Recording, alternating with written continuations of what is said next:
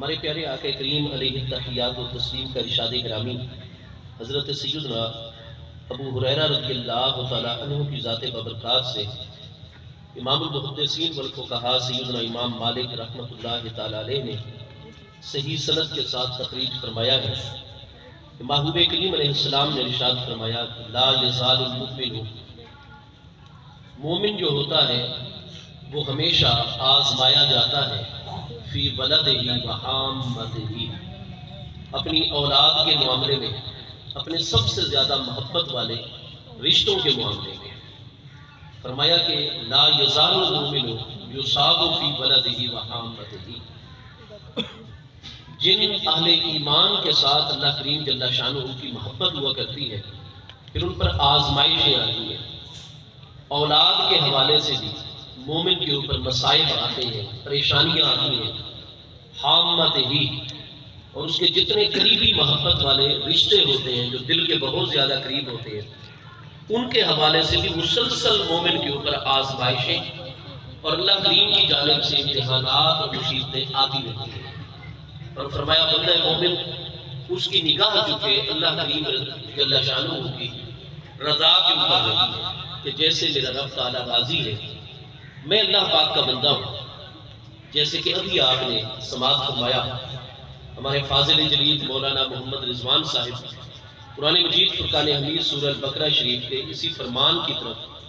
ہم سب کو متوجہ فرما رہے تھے کہ اذا اصابتہم مصیبہ، اہل ایمان کو جب بھی کوئی مصیبت، جب بھی کوئی صدمہ، تکلیف، پریشانی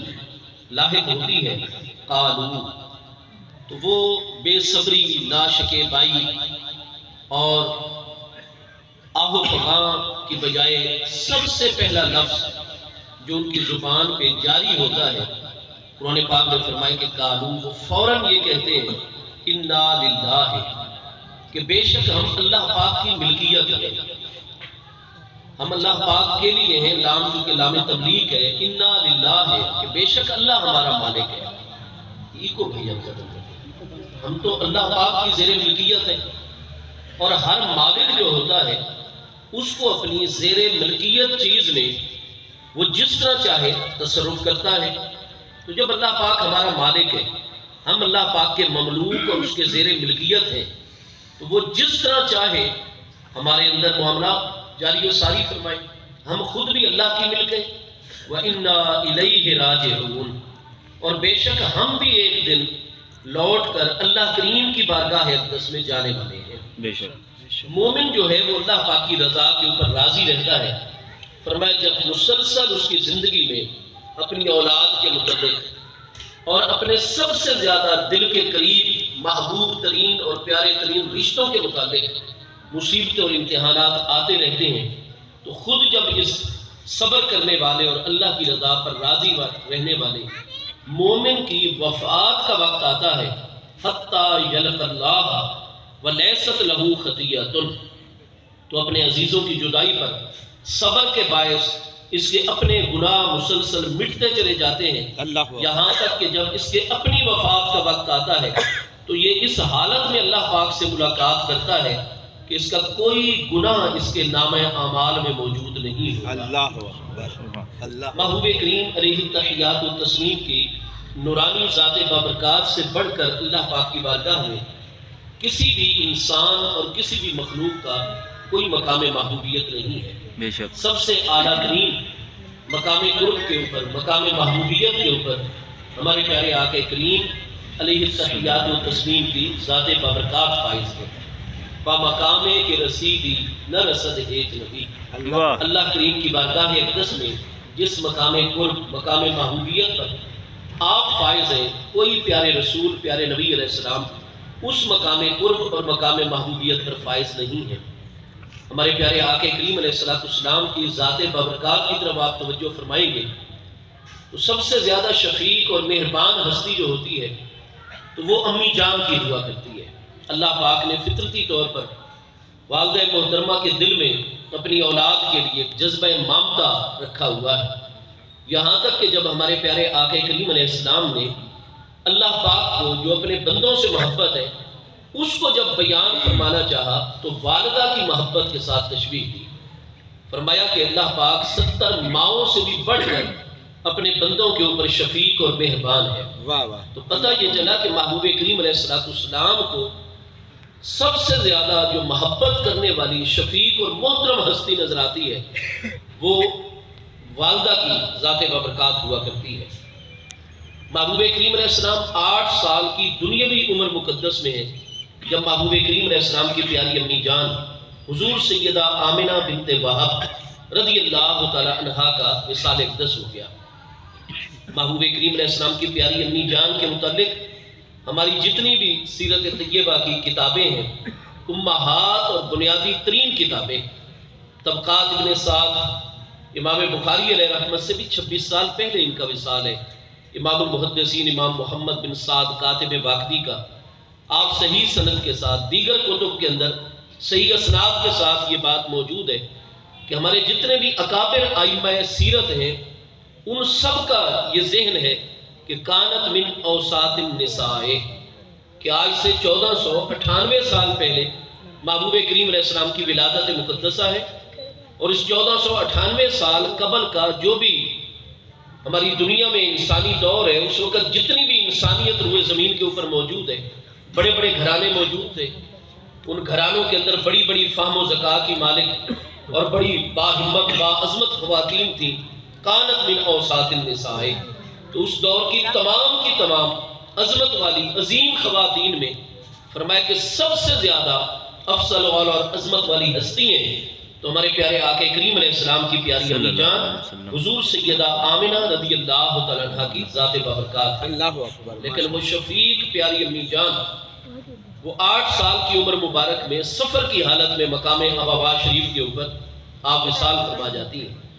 محبوب کریم علیہ السلام کے پیارے ابا جان امی کے بعد سب سے زیادہ مہربان اور شفیق ہستی وہ والد گرامی کی ہے، لیکن عالم دنیا میں جلوہ گری سے بھی چند ماہ پہلے حضور سیدنا عبداللہ رضی اللہ تعالیٰ عنہ آپ کا بھی وصال اقدس ہو گیا۔ پھر ہوتا ہے کہ ولی اکبر بھی باپ کے بعد دادا جان ہوا کرتے ہیں، اور آپ ملاحظہ فرماتے ہیں کہ 10 سال کی عمر مبارک کو ہمارے پیارے آقا کریم علیہ التحیات و تسلیم کی ذات بابرکات پہنچی تو آپ کے جد کریم دادا جان سیدنا عبد المطلب بن ہاشم الہاشمی رضی اللہ تعالیٰ عنہ آپ کا بھی وصال اقدس ہو گیا۔ تو الغرض ہمارے پیارے محبوب کریم علیہ السلام کے بچپن مقدس سے یہ سلسلہ جو ہے وہ ساتھ ہے، اور جب محبوب کریم علیہ السلام نے دعوت دین کا مرحلہ شروع فرمایا تو اس وقت سب سے زیادہ جس ہستی نے ہر بڑے وار سے اور ہر بڑے حملے سے محبوب کریم علیہ السلام کی ذات بابرکات کو اس دور کے مکہ مکرمہ کے حالات میں اس دور کے قانونی تقاضوں کے مطابق ہر مرحلے پر جس ہستی نے سب سے بڑھ کر خدمت بھی سر انجام دی اور سب سے زیادہ محبوب کریم علیہ السلام کی حفاظت کا فریضہ ادا کیا، وہ آپ کے نہایت ہی محبوب ترین بھی اور آپ کے سب سے زیادہ شفیق ترین چچا جان حضرت ابو طالب کی شخصیت ہے۔ لیکن جب ہمارے کریم آقا اعلان نبوت کے بعد 10واں سال ہجرت سے 3 سال قبل، تو آپ سب کے علم میں ہوگا کہ وہ شفیق ترین ہستی، مہربان ترین ہستی جو محبوب کریم علیہ السلام کی حفاظت کے لیے اتنے بڑے اقدامات کرتے ہیں کہ جب محبوب علیہ السلام کو ہر طرف سے نشانہ بنایا جا رہا تھا تو رات کو حضرت ابو طالب آرام نہیں کیا کرتے تھے۔ آپ چارپائیوں کے اوپر اپنے پیارے بیٹوں کو، 4 بیٹے آپ کے، طالب بن ابی طالب، عقیل بن ابی طالب، جعفر بن ابی طالب، علی بن ابی طالب کرم اللہ وجہہ الکریم، محبوب کریم علیہ السلام کی چارپائی بھی وہیں پر ہوا کرتی تھی، اور حضرت ابو طالب نہ خود آرام کرتے نہ اپنے بیٹوں کو سونے دیتے۔ کبھی حضرت جعفر کو جگا کر ان کی جگہ نبی علیہ السلام کو لٹا دیتے، اور حضرت جعفر بن نبی طالب کو آقا کریم علیہ السلام کے بستر انور پر، کبھی حضرت عقیل کو جگا کر محبوب علیہ السلام کے بستر پر، محبوب علیہ السلام کو ان کے بستر پر۔ کیوں کہ اگر ٹارگٹ کیا جائے، خطرہ بہت زیادہ تھا، کوئی تیر چلائے، کوئی نبی پاک علیہ السلام کو نشانہ بنائے تو میرے بیٹے شہید ہو جائیں میرے مصطفیٰ کریم علیہ السلام کے۔ سبحان اللہ سبحان اللہ سبحان اللہ۔ جیسا کہ حضرت سیدنا حسان بن ثابت رضی اللہ عنہ، حضرت صدیق اکبر رضی اللہ عنہ، اور اس دور میں حضرت ابو طالب کا بھی یہی معاملہ تھا کہ ہماری عزت ہو یا ہماری اولادیں ہوں اور ہماری جانیں ہوں، لگا وکاؤ، حضور یہ ساری آپ کے لیے ڈھال ہے، ہم اپنی جانیں دیتے چلے جائیں گے، اپنی اولادوں کو ایک ایک کر کے قربان کرواتے چلے جائیں گے، اپنے محبوب ترین رشتوں کو قربان کر دیں گے، حتیٰ کہ عزت جس کے لیے عرب سب کچھ داؤ پر لگا دیتے تھے، حضور ایک طرف آپ کی حفاظت کا معاملہ ہے اور دوسری طرف ہماری عزتوں کا معاملہ ہے، تو ہماری اولادیں ہوں یا ہماری عزتیں، لقل وکاؤ، یہ ساری چیزیں حضور پر قربان اور حضور کے لیے ڈھال کی حیثیت ہے۔ سبحان اللہ۔ تو وہ شفیق ہستی کہ جنہوں نے الگ اعلان جو ہے یہ کیا ہوا تھا کہ جب تک میں ابو طالب موجود ہوں، میرے پیارے بھتیجے محمد کریم علیہ السلام کے بار مقدس کو بھی کوئی ہاتھ نہیں لگا سکتا۔ اور دوسری شفیق ترین ہستی بھی ہیں اور محبوب کریم علیہ السلام کی رفیق حیات حضور سیدتنا و سیدۃ ساداتنا، حضور سیدہ ام المومنین سیدہ طاہرہ خدیجہ الکبریٰ رضی اللہ تعالی عنہا کی کریم ذات بابرکات۔ یہ دو ہستیاں جب تک مکہ مکرمہ کے اندر جلوہ گر اور موجود رہی ہیں، اہل مکہ کے اوپر اثر اتنا ہے کہ محبوب کریم علیہ السلام کے غلاموں کو کافر نشانہ بناتے تھے۔ سیدنا بلال رضی اللہ عنہ پر ظلم کے پہاڑ توڑے گئے، حضرت سیدنا خباب بن الارت رضی اللہ تعالیٰ عنہ جو لوہاروں کا کام کرتے تھے، ان کو دہکتے کوئلوں کے اوپر لٹایا گیا۔ حضرت عمار ابن یاسر رضی اللہ عنہ، آپ پر ظلم بے پناہ، آپ کے ابا جان حضرت یاسر، آپ کی امی سیدہ سمیہ شہید کر دی گئی۔ الغرض نبی پاک علیہ السلام کے غرباء و مساکین جو غلام تھے، ان کو تو مسلسل وہ نشانہ بناتے تھے، لیکن جب تک یہ دو مہربان ترین ہستیاں حضرت ابو طالب اور حضور ام المومنین رضی اللہ تعالیٰ عنہا عالم دنیا میں موجود رہے ہیں، تو کسی کی بھی یہ طاقت نہیں ہوئی کہ براہ راست محبوب کریم علیہ السلام کی ذات بابرکات کو نشانہ بنائے یا آپ پر ہاتھ اٹھا سکے۔ مکہ والوں نے نبی پاک علیہ السلام کی ذات بابرکات پر اس وقت عملی طور پر حملے شروع کیے جب حضرت ابو طالب کا بھی وصال ہو گیا اور حضور ام المومنین بھی وصال اقدس فرما گئی، اور محبوب علیہ السلام کو ان دو کریم ہستیوں کی جدائی کا اتنا صدمہ لاحق ہوا کہ محبوب کریم علیہ السلام کی ذات بابرکات نے اس سال یعنی اعلان نبوت کے 10ویں سال کو اپنے لیے اور اہل اسلام کے لیے عام الحزن قرار دیا، غم کا سال مصطفیٰ علیہ السلام نے قرار دیا۔ اللہ اکبر۔ ہمارے پیارے آقا کریم علیہ التحیات و تسلیم کی ذات بابرکات کو اللہ پاک نے 7 نورانی اولادوں سے نوازا ہے۔ 3 پیارے فرزندان ہیں محبوب کریم علیہ السلام کے، حضور سیدنا قاسم رضی اللہ تعالیٰ عنہ، جن کی وجہ سے محبوب کریم علیہ السلام کی کنیت مقدسہ ہے ابو القاسم صلی اللہ تعالیٰ علیہ وآلہ وصحبہ وبارک وسلم۔ دوسرے پیارے فرزند جو کہ اعلان نبوت کے بعد پیدا ہوئے تھے، دور جاہلیت ختم ہو چکا تھا، محبوب کے دوسرے پیارے فرزند کا اسم گرامی تو سیدنا عبداللہ ہے رضی اللہ عنہ، لیکن دور اسلام میں پیدا ہونے کے باعث پیارے صحابہ کرام ان کو طیب اور طاہر کے لقب سے یاد فرماتے ہیں۔ تو سیدنا عبداللہ کے ہی لقب ہے طیب و طاہر۔ طیب و طاہر کوئی الگ محبوب علیہ السلام کے فرزندان نہیں ہیں، تو سیدنا قاسم، سیدنا عبداللہ طیب و طاہر، اور تیسرے فرزند ہے سیدنا ابراہیم رضی اللہ تعالیٰ عنہ۔ اور یہ تینوں ہستیاں بچپن کے اندر اس عالم دنیا سے اللہ پاک کو پیارے ہو گئے، اللہ پاک کی بارگاہ میں جلوہ گر ہو گئے۔ 4 مقدس نورانی صاحبزادیاں رضی اللہ تعالیٰ عنہ اجمعین میں سے 3 مقدس پیاری صاحبزادیوں کا وصال محبوب کریم علیہ السلام کی حیات طیبہ دنیاوی مبارک میں ہوا ہے۔ محبوب کریم علیہ السلام اتنے شفیق ہیں اپنی پیاری صاحبزادیوں کے اوپر کہ بہت تھوڑے ایسی شخصیات ہوں گی کہ جنہوں نے محبوب علیہ السلام کی بارگاہ اقدس میں حاضری دی ہو اور محبوب کریم علیہ السلام نے کھڑے ہو کر یا آگے جا کر ان کا استقبال فرمایا ہو۔ محبوب کریم علیہ السلام کے اہل نسبت میں، غلاموں میں، مرد حضرات میں یہ شرف حضرت سیدنا جعفر بن ابی طالب رضی اللہ تعالیٰ عنہ کی ذات بابرکات کو حاصل ہے کہ وہ جب بھی تشریف لاتے تھے، محبوب کریم علیہ السلام کبھی بھی اپنے چچا زاد بھائی کے لیے بیٹھ کر جو ہے وہ نہیں آپ ان کی طرف توجہ فرماتے تھے، بلکہ فوراً آپ قاما لہو، آپ ان کے لیے قیام فرمایا کرتے تھے۔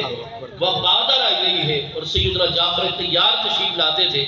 آپ حضور مولا مرتضیٰ کے سگے بھائی ہیں، امی جان کی جانب سے، ابا جان کی جانب سے، اور 10 سال حضور مولا مرتضیٰ سے بڑے ہیں۔ حضرت جعفر بن ابی طالب ہاشمی، جعفر طیار جن کو کہا جاتا ہے، تو محبوب علیہ السلام بادر آ گئی ہے۔ جیسے ہی حضرت جعفر کو تشریف لاتے ہوئے دیکھتے تو آپ کی عملی کوشش ہوتی تھی کہ حضرت جعفر آپ کی طرف اتنے قدم نہ اٹھائیں جتنے توجہ ہونے کے بعد محبوب کریم علیہ السلام ان کی طرف صلی اللہ قدم علیہ اٹھائیں۔ وسلم، سبحان اللہ۔ اور آپ ہمیشہ ان کے ساتھ آنا کا ہوں، دمہ ہوں، آپ ان کو سینے اقدس کے ساتھ چمٹا لیا کرتے تھے۔ حضرت جعفر نبی علیہ السلام سے 20 سال چھوٹے تھے عالم دنیا کی زندگی کے اعتبار سے، وہ چھوٹے ہیں محبوب کریم علیہ السلام سے، لیکن محبوب کریم علیہ السلام ان کی صورت طیبہ، شکل مبارک محبوب کریم علیہ السلام کے چچا حضرت ابو طالب کے عین مشابہ تھی۔ محبوب کریم علیہ السلام ہمیشہ ان کو سینے اقدس کے ساتھ لگا کر ملتے، معانقہ فرماتے۔ وَقَبَّلَ بَيْنَ عَيْنَيْهِ، ان کی دونوں مبارک آنکھوں کے درمیان پیشانی پر محبوب علیہ السلام اپنے چچا زاد بھائی کو بوسہ دیا کرتے تھے۔ اور جب محرم سن 7 ہجری غزوہ خیبر کے موقع پر حبشہ سے حضرت جعفر تشریف لائے تو محبوب کریم علیہ السلام نے اپنے خیمہ مقدسہ سے باہر ان کا استقبال فرمایا، بالکل اسی طرح ان کے ساتھ آپ نے معانقہ فرمایا، ان کی پیشانی پر بوسہ دیا، اور ان کے ہاتھ سے پکڑ کر جب اپنے خیمہ مقدس میں لائے، حضرت سیدنا صدیق اکبر، سیدنا فاروق اعظم، سیدنا عثمان ذو النورین، سیدنا مولا کائنات فاتح خیبر، خیبر شکن شیر خدا کرم اللہ تعالیٰ وجہ کریم، سیدنا طلحہ و زبیر، یہ عظیم ہستیاں موجود ہیں، اور ان سب کے سامنے فرمایا کہ میں نہیں بتا سکتا کہ مجھے یہود کے خلاف اتنی بڑی عظیم کامیابی، فتح خیبر کی زیادہ خوشی ہے یا اپنے پیارے چچا زاد بھائی حضرت جعفر طیار کی آمد کی زیادہ خوشی ہے، پر میں یہ نہیں بتا سکتا۔ سبحان جیسے مجھے اسلام کے اتنے بڑے غلبے کے جزیرہ نمائے عرب سے اتنی فتنہ گر قوم جو ہے، جو اللہ تبارک و تعالیٰ کی نافرمان اور ناشکری، یقتلون النبیین بغیر الحق، انبیاء کرام علیہ السلام کی ایک بہت بڑی جماعت کو قتل کرنے والی یہود کی یہ جماعت، اور جو کبھی بھی انسانیت کے خلاف سازش کرنے سے باز نہیں آتے اور دنیا کو ہمیشہ شر اور فتنوں کے اندر مبتلا، اور یہ ان کا شروع سے طریقہ آ رہا ہے، حتیٰ کہ روڈ وولف ہٹلر نے یہ کہا تھا کہ میں نے چند ہزار یہودی زمین پر اس لیے باقی چھوڑ دیے تاکہ یہ رہیں گے تو دنیا کو میرے موقف کی صحت ثابت ہوتی رہے گی کہ میں نے ایسے نہیں ان کے خلاف جرمنی کے اندر کارروائی کی، بلکہ اس لیے کارروائی کی کہ ان کے ہوتے ہوئے دنیا کبھی بھی امن کے ساتھ نہیں رہ سکتی، ان کی شرارتوں کو دنیا دیکھتی رہے گی، جن کے لیے کوئی دنیا کا ضابطہ نہیں ہے، کوئی دنیا کا قانون نہیں ہے۔ اگر آپ نے حماس پر حملے کرنے، انہوں نے آپ کے خلاف فوجی کارروائی کی ہے، آپ کریں فوجی کارروائی، اللہ اللہ، وہ تو مجاہد ہیں، شہید ہوں گے، بچ جائیں گے، وہ غازی ہوں گے، ورنہ جام شہادت روش ماں کر ابدی زندگی پا جائیں گے۔ تو ساری دنیا کا قانون یہی ہے، مصطفیٰ کریم علیہ السلام کے ارشادات عالیہ یہی ہوتے تھے، جنگ میں جاؤ، دشمن سے لڑو، لیکن ان کے بوڑھوں کو کچھ نہیں کہنا، نہ ان کے خلاف کوئی لفظ کہنا، ان کی بے عزتی توہین نہیں کرنی، وہ یہود کا بوڑھا ہو، وہ نصارہ کا بوڑھا ہو، وہ بتوں کے پجاری، مشرکین، اللہ کے ساتھ شرک اور کفر کرنے والوں کے بوڑھے ہو، پر میں بوڑھوں پر ہاتھ نہیں اٹھانا۔ ان کی خواتین، فرمایا خواتین جو ہوتی ہیں ان میں حوصلہ کم ہوتا ہے، یہ بیچاری بہت زیادہ ذہنی دباؤ میں وہ گالیاں دینے لگ جاتی ہیں، پتھر اٹھا اٹھا کر مارنے لگ جاتی ہیں، تو فرمایا جب تمہاری جنگ ہو تو خواتین تمہیں گالیاں بھی دیں گی، الفاظ ہیں حدیث صحیحہ کے اندر، مختلف کتاب ہے جہاد جو کتاب ان میں نے خود پڑھے ہوئے ہیں، صحیح سند الفاظ ہیں۔ محبوب علیہ السلام نے فرمایا عورتوں پر ہاتھ نہیں اٹھانا، برداشت کرنا ہے، لا تقتلوا اولادہم، اور مشرکین کی اولادوں کو بھی حالت جنگ میں قتل نہیں کرنا، ان کی کھیتیوں کو تباہ نہیں کرنا، ان کے درختوں کو نہیں کاٹنا، مصطفیٰ علیہ السلام نے فرمایا ان کے چوپایوں، مویشی اور جانوروں کو کچھ نہیں کہنا، ان کی حفاظت کرنی ہے تم نے اس سے۔ اور فرمایا ان کے جو عبادت گزار ہیں وہ تو مشرکین تھے، بتوں کے آگے سجدہ اور عبادت کر رہے ہیں، لیکن فرمایا وہ ہتھیار اٹھا کر تو تمہارے سامنے لیا ہے، ٹھیک ہے وہ بت پرستی کر رہے ہیں، شرک اور کفر کر رہے ہیں، لیکن محبوب علیہ السلام نے فرمایا تم نے ان کے پجاریوں کو، ان کے عبادت گزاروں کو، کیونکہ وہ معاشرے سے ایک طرف بیٹھ کر اپنی عبادت گاہ اور معبد کے اندر وہ اپنے اپنے طریقے پر جس کی بھی کرتے ہیں عبادت، اس میں تمہیں تو ضرر اور نقصان نہیں دے رہے، تمہاری جنگ ہے اس قوم کے ساتھ، تم نے صرف ان لوگوں کے خلاف ہتھیار استعمال کرنے اور فوجی کارروائی جو ہتھیار اٹھا کر تمہارے مقابلے میں آئیں گے۔ ایک بخاری شریف پہلی جلد کتاب الجہاد میں حدیث صحیح ہے کہ جب ہمارے پیارے آقا کریم علیہ السلام کو خبر پہنچی کہ اس دفعہ فوجی کارروائی میں مشرکین کے کچھ بچوں کو صحابہ کرام قتل کر بیٹھے ہیں، تو محبوب کریم علیہ السلام نے مدینہ طیبہ سے باہر ہی اس لشکر کو روک دیا اور مدینہ طیبہ میں داخلے کی فوری اجازت نہیں عطا فرمائی۔ آپ باہر تشریف لائے اور آپ نے تمام کے تمام جتنے جن کو سالار بنایا تھا ان کو بھی، اور جو ان کے نائب جنرل اور سردار تھے ان سب کو آپ نے فوجی کمانڈرز اپنے پیارے غلاموں سے صحابہ کرام کو طلب فرما دیا اور فرمایا بلغنی انکم قد قتلتم صغار المشرکین، مجھے یہ یقینی خبر پہنچی ہوئی ہے کہ اس جنگ کے اندر تمہارے ہاتھوں سے مشرکین کے کچھ بچے قتل ہوئے۔ حضور قربان جائے، احتیاط بڑی کی، لیکن اس طریقے سے وہ جمگھٹا بنا ہے کہ حضور نہ چاہتے ہوئے ایسی کارروائی ہو گئی اور ہم اللہ اس کے محبوب علیہ السلام کی بارگاہ میں شرمسار ہیں۔ بس یہ باتیں ہو رہی تھیں اور محبوب کریم علیہ السلام بڑے جلال کے عالم میں ہیں، اتنے میں ایک آواز کسی پیارے صحابی رضی اللہ عنہ کی یا کوئی جوان تھے تو ان کی زبان پر یہ الفاظ جاری ہو گئے کہ حضور آپ کرم فرمائیں، اس مسئلے کی زیادہ تحقیق تفتیش نہ فرمائیں، اس کو زیادہ انویسٹیگیٹ نہ فرمائیں، حضور ہم اولاد المشرکین، وہ کون سے مومنین کے بچے تھے جو ہمارے ہاتھوں سے قتل ہوئے؟ محبوب کریم علیہ السلام نے جیسے ہی سنا کہ ہم اولاد المشرکین، یہ مشرکین کے بچے تھے، تو محبوب کریم علیہ السلام انتہائی غضبناک حالت میں آپ نے اس جوان کی طرف دیکھا اور ارشاد فرمایا کہ اچھا چونکہ وہ مشرکین اور کفار کے بچے تھے اس لیے دوران جنگ تمہیں قتل کرنے کی اجازت مل جائے۔ فرمایا تم میں سے کتنے ہیں جو شروع سے مومنوں کے گھر میں پیدا ہوئے ہیں؟ تم میں سے بھی تو کتنے کے والدین جو ہے مشرک اور کافر تھے؟ اگر ہدایت ملی ہے تو مجھ مصطفیٰ علیہ السلام کی آمد اور میری جلوہ گری سے تم لوگوں کو ہدایت ملی ہے۔ تو اگر کوئی بچہ اس لیے قتل کے جواز کو فراہم کرتے ہیں کہ وہ مشرکین کی اولاد ہے، تو تم میں سے بھی بہت ساری ہستیاں ایسی ہیں جن کے والدین کو دولت ایمان نہیں ملی، انہوں نے دور فطرت پایا یا ابھی تک ان کو شرع صدر نہیں ہوئی، تو محبوب علیہ السلام نے فرمایا یہ کوئی سبب نہیں ہے۔ حتیٰ کہ یہود نے کتنی بڑی کارروائی کی مدینہ طیبہ میں، غزوہ احزاب، جہاں سے خندق کم چوڑی تھی وہاں اطلاع کی، اور چونکہ سب سے پہلے کلا آتا تھا خواتین کا، جن میں خواتین کے کلے کے اوپر یہود نے کفار کا حملہ کروایا، وہ تو محبوب علیہ السلام کی پیاری پھوپھی جان حضور سیدۃ صفیہ بنت عبد المطلب الہاشمیہ رضی اللہ عنہا جیسی ہستیاں وہاں حضرت حسان کے ساتھ مل کر پہرا دے رہی تھی۔ وہ آیا جناب ایک اندر قلعے میں داخل ہونے میں کامیاب ہو گیا، آپ نے تلوار کے ساتھ اس کا مقابلہ کیا، گردن اس کی اڑائی اور قلعے کی دیوار پر اس کا سر لے کر چڑھ کے کافروں کی طرف قلعے کی دیوار کے باہر سے پھینکا۔ کافروں پر اتنا روب طاری ہوا کہ یہ صرف خواتین نہیں بلکہ ادھر تو مصطفیٰ علیہ السلام نے مجاہد کھڑے کیے ہوئے اور یہ سر ہمارے آدمی کا آ گیا ہے جناب۔ تو حضرت سیدہ صفیہ رضی اللہ تعالیٰ عنہا کے اس اقدام، جو محبوب علیہ السلام کی سگی پھوپھی جان ہے، وہ کلا جو ہے خواتین کا، ورنہ تو خواتین تک کے اوپر یہودیوں نے کافروں کو رستے بتا کر حملہ کروا دیا تھا۔ تو پھر محبوب کریم علیہ السلام کو حکم ہوا، غزوہ بنی قریظہ اسی لیے ہوا ہے غزوہ احزاب کے اگلے ہی دن میں، تو محبوب کریم علیہ السلام نے حضرت ان یہودیوں کو کہا کہ ہم نے تمہارا محاصرہ کر لیا، اب تم ایسا کرو کہ اپنا کوئی جج اور قاضی دو، تاکہ کل تم یہ نہ کہو کہ مصطفیٰ کریم علیہ السلام نے اس بے وفائی کا اور اس غداری کا، جو ریاست کے ساتھ غداری کی ہے، انہوں نے خود ہی فیصلہ کر دیا۔ محبوب علیہ السلام چاہتے تو حکمران ہونے کے ناطے سے آپ فیصلہ جاری فرما دیتے، غداری کی سزا قتل ہی ہوا کرتی ہے، لیکن محبوب علیہ السلام نے اقدام نہیں کیا۔ محبوب کریم علیہ السلام نے فرمایا یہودیوں اپنا کوئی آپ جج اور قاضی اور فیصل دو۔ تو حضرت سیدنا سعد بن معاذ رضی اللہ عنہ جو اس غزوہ احزاب میں شدید زخمی تھے، آپ کے ٹخنے مبارک کے اوپر پنڈلی میں تیر جو ہے وہ پیوست ہوا تھا، اس کے باعث مسلسل بخار میں رہتے تھے اور آپ کا علاج ہو رہا تھا۔ مسجد نبی شریف کے سامنے خیمہ لگا ہوا تھا۔ حضرت ربیہ بنت معوذ یہ ایک خاتون تھی، ان کی شادی بھی بعد میں ہوئی تھی، یہ کوئی بزرگ بوڑھی خاتون نہیں تھی، لیکن بخاری شریف میں 2 مقامات پر یہ حدیث صحیح ہے کہ ان کا خیمہ نبی علیہ السلام نے مسجد کے سین میں لگایا ہوا تھا۔ محبوب کریم علیہ السلام نے حضرت ربیہ بنت معوذ اور ان کی ہمشیرہ محترمہ، انہوں نے اپنے والد سے چونکہ میڈیکل کی تعلیم حاصل کی ہوئی تھی،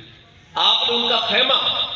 وہاں مسجد نبی شریف میں قائم فرمایا اور فرمایا حضرت سعد ابن معاذ جو شدید زخمی ہو گئے تو فرمایا ان کو گھر کی بجائے اس خیمے میں، تاکہ ان کی فوراً پٹی بھی تبدیل ہوتی رہے گی، دوائی بھی بر وقت ملتی رہے گی، اور یہی یہ نماز بھی اس خیمے میں ادا کر لیا کریں گے۔ اور حضرت ربیہ بنت معوذ وہ ان کا علاج اور معالجہ کر رہی تھی۔ تو ہمارے پیارے آقا کریم علیہ السلام نے جب یہود کو کہا کہ آپ اپنا جج اور قاضی ہمیں دیں، تو انہوں نے کہا جی سعد ابن معاذ رضی اللہ عنہ کے ساتھ ہمارے پرانے تعلقات ہیں، آپ کی آمد سے بھی پہلے ان کے اور ہمارے قبائل اکٹھے ہیں، اور وہ اتنی غیر جانبدار ہستی ہوتی ہے کہ جو درست معاملہ ان کو نظر آئے وہ صرف وہی ظاہر کرتے ہیں، اپنے بیگانے کا فرق نہیں کرتے۔ لہٰذا ہمیں سعد ابن معاذ بطور جج اور فیصل قبول ہے۔ تو محبوب کریم علیہ السلام نے فرمایا ہمیں بھی حضرت سعد بالکل مقبول ہے۔ آپ بخاری شریف پہلی جلد کتاب الصلح میں دیکھیں گے، پھر وہ وقت مقرر آ گیا، حضرت سعد نے پوری تحقیق کروائی، ہر ایک سے ملاقاتیں کر کے اپنے خیمے میں سب کو بلا بلا کر آپ ایک نتیجے پر پہنچ گئے، اور جس دن وہ فیصلے والا دن آیا تو خود محبوب کریم علیہ السلام اس مجلس فیصلہ میں تشریف فرما ہے، اور جب حضرت سعد رضی اللہ عنہ ایک سواری کے اوپر سوار کروا کے مجلس فیصلہ میں تشریف لائے گئے، تو بخاری شریف کے اندر ہے کہ محبوب کریم علیہ السلام نے تمام حاضرین کو حکم ارشاد فرمایا قوموا لسیدکم، اپنے سید و سردار کے ادب اور تعظیم کے لیے کھڑے ہو جاؤ۔ اللہ محبوب کریم علیہ السلام کی اپنی ذات بابرکات جلوہ گر، لیکن محبوب کریم علیہ السلام تمام مہاجرین و انصار کو حکم دیتے ہیں کہ اتنی بڑی قابل قدر شخصیت تشریف لائی ہے، لہذا قوموا لسیدکم، اپنے سید کی سیادت، ان کی سرداری کے باعث فرمایا کھڑے ہو جاؤ ان کے لیے۔ ان کا استقبال کیا گیا، پھر حضرت سعد نے فیصلہ جاری کیا۔ تو اتنی بڑی غداری، اتنا بڑا دھوکہ یہود کی جانب سے، اور اس فیصلے کے نتیجے میں بھی حکم جاری ہوا کہ جتنے نابالغ بچے ہیں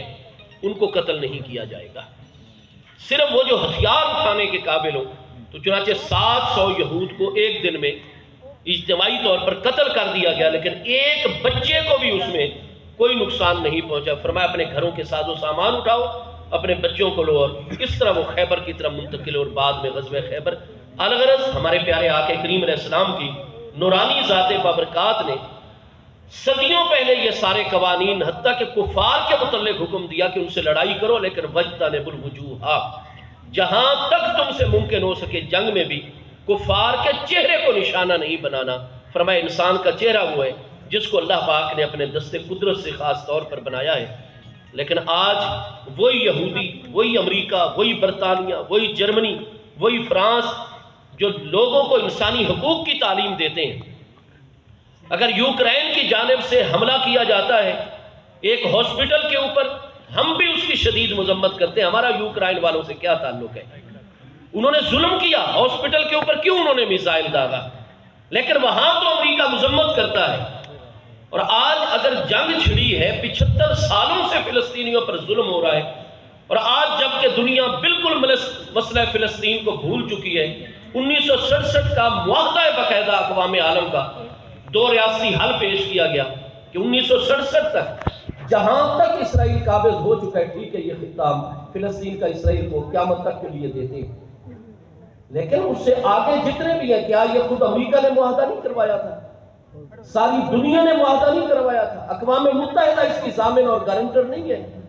تب بھی تو یاسر عرفات نے جو ہے امن کیا تھا، اور الفتح گروپ جو ہے اس کا تحلیل کیا گیا تھا کہ اب ہم بالکل ہی ہتھیار نہیں اٹھائیں گے۔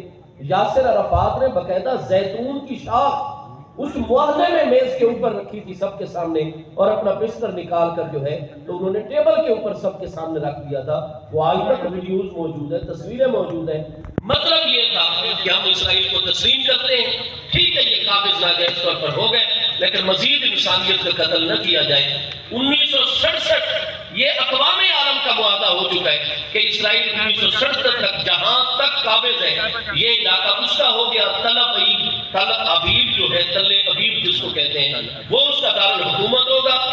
فلسطین کی ریاست قیام میں آئے گی۔ 1967 کی حدود اسرائیل کی، باقی سارا علاقہ فلسطین کا ہے، اور ان کا دارالحکومت بھی القدس شریف ہوگا۔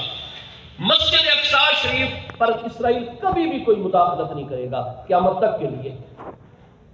نہ وہاں ہم یہود کو منع کرتے ہیں وہ آئیں اپنی دیوار گریہ پر روئیں، عبادت ریاضت کریں اپنے طریقے، کیونکہ تینوں مذاہب کے لیے یہ مقدس مقام ہے بیت المقدس۔ نہ ہم کبھی عیسائیوں کو روکیں گے، نہ ہی ہم مسلمانوں کو منع کیا جائے۔ تو مسجد اقصیٰ شریف اور جو عیسائیوں کا سب سے زیادہ عظمت والا چرچ ہے اور جو یہود کی دیوار گریہ ہے اس کی مسلمان حفاظت کریں گے، اور فوری طور پر ہر عبادت کرنے والے یہودی عیسائی کو ویزا بھی جاری ہوگا، پاسپورٹ جاری ہوگا، ان کو فوراً اجازت ہوگی، پورا فیسیلیٹیٹ کیا جائے گا۔ مسلمان مسجد اقصیٰ میں اور اسرائیل کسی قسم کی کوئی یہود کے بارے میں قرآن فرماتا ہے یہ کبھی اپنی بات پر نہیں ٹھہرتے، اور آج پوری دنیا دیکھ رہی ہے۔ وہ کہاں گیا امن کا معاہدہ جو یاسر عرفات سے ہوا تھا؟ امریکہ کو حیا کیوں نہیں آتی؟ وہ کیوں نہیں اس معاہدے کو پورا کرواتا؟ برطانیہ کیوں نہیں اس معاہدے کو پورا کرواتا؟ اور بچوں کو ذبح کیا جا رہا ہے۔ آپ حماس کے فوجی تنصیبات پر حملے کریں، آپ کو کوئی بھی نہیں روکے گا، آپ حماس کے جوانوں کو شہید کریں، لیکن بچے، خواتین، الغرض یہ یہود کے معاملات شروع سے ایسے ہیں۔ ہمارے پیارے مصطفیٰ کریم علیہ التحیات و تسلیم کی نورانی ذات ببرکات، اتنی بڑی کامیابی آپ کو یہود کے خلاف ہوئی، لیکن محبوب علیہ السلام نے فرمایا کہ ہم نہیں بتا سکتے کہ حضرت جعفر کی آمد سے یا اس کامیابی سے ہمیں زیادہ خوشی ہے۔ وہ سیدنا جعفر طیار بھی جمادی ثانی سن 8 ہجری میں محبوب کریم علیہ السلام کے پیارے چچا زاد نہیں، آپ بھی جان شہادت نوش ہوا ہے۔ محبوب کریم علیہ السلام ہر موقع کے اوپر یہی فرماتے ہیں کہ ہم بہت محزون ہیں، مجلس تعزیت بھی قائم ہوتی تھی، دعا بھی ہوتی تھی، لیکن فرماتے کہ بلا نقولو، ہم زبان سے وہی ادا کریں گے کہ جس بات سے ہمارا رب تعالی راضی اور خوش ہوگا۔ سبحان اللہ۔